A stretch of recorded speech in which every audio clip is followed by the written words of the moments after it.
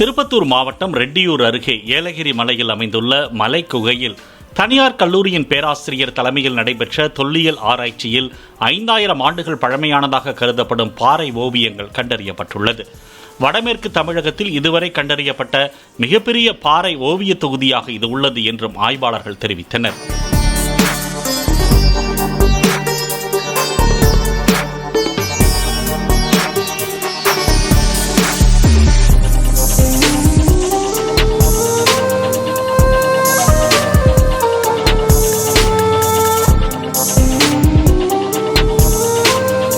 Play store மற்றும் app ஸ்டோரில் இருந்து பாலிமர் செயலியை QR கோடு மூலம் பதிவிறக்கம் செய்யுங்கள்.